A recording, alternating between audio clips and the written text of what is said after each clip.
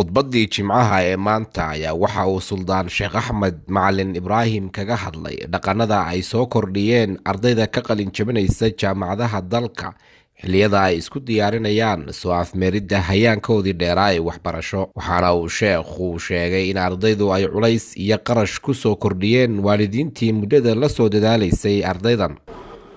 ardayda jaamacadaha ka baxaya ka takharujay culays baa soo kordhay. يعني بريء هو حلقة على علي ترى عليس كيس قال له هذا اللي ترى عرسك يجورك هلا فضيدية يا بني حصاب حي جورك لا يعني جورك بقى علص وأرضي ما أنتو تخرج شيء غيرك لما عليس أكفر السنة أريد أن تشوف تام سمعت وواحد يبقى صاقر له ظروف تمام تدقالة البرشة اللي كنت تويلوجنا المهني marka hore waxbarashada laga bixinay waxbarashadu qaali iska tahay waa hawlba taagan maalintu takharujay la farxi lahaana deyn hor la galaya oo hablihii jaamacadaha inooga baxay waxa inta dheer deynta iyo kharashka dhaqan xumaanta inantii baa suuradeedii gaadiidka lagu dhajinay oo magaalada la dhex marinay ruuxan waa wax inuu cusub oo hor leh waana wax aksi ku aqoontii la bartay aqoontu waa lutfi iyo naxariis bay keentaa iyo xishood iyo karaam warableena gaadiidka lagu sawirayo lagu dhajinayo suuradooda laga joojiyo oo dhaqaale burburkan cusub ee dib u bilaabmaya hala joojiyo oo xafladahan ciida ka badan ee la awoodin ee qofku deynta urursanayo qof kasto inanta ama inanka qaraabo la waxa laga rabaa inuu wax soo xiro inuu wax kaga soo qayb galo hadduu kaga soo qayb gali waayo calaamad su'aal baa saaran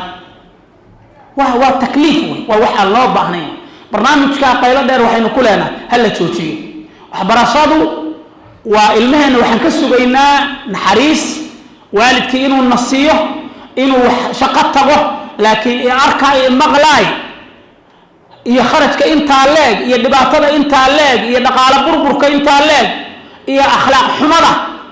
صورة هالك اللي قلت كذا يهبليه ما يا سحمة انت واحد داير فيسبوك جاي واحد دغاي كان فجزاكم الله خير انا وحي سو كردها ee wanaagsan aan rigalino wixii aan munaasab ahayna iska gadigna waa inoo fiicanta. maxaad ka faa'iidaa inaad lacag ku shubato kaarkaaga Somtel? internet xawaare leh iyo ku hadal muddo dheer ayaad ka faa'iidaa. ma ogtahay in intaas in ka badan aad hadda ka faa'iidi karto? ma ogtahay inay Somtel bilowday abaalmarino cajiib ah oo ay macaamiisheeda ugu tala gashay? waxaa ka mid ah abaalmarinahaas dahab, microwave, TV-yo iyo moobilo dhammaan shirkadda Samsung ah, account lacag ku jirto oo banka dahabshiil ah, dalxiis aad ku degto hoteelada Damal, iyo waliba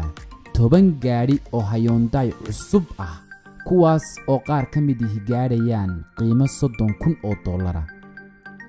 intaas iyo xidhmooyin kale oo guud ahaan 5,000 oo abaalmarinood noqonaysa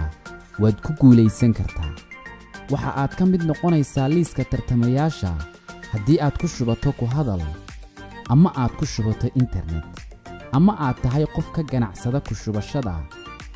ama aad tahay qof u adeegsada dahab qaab shakhsi ah iyo qaab ganacsi ah. ka qaybgal macmiil oo ka mid noqo guuleystayaasha. si aad u hesho xog intan ka badan fadlan garaac 333 ama 111.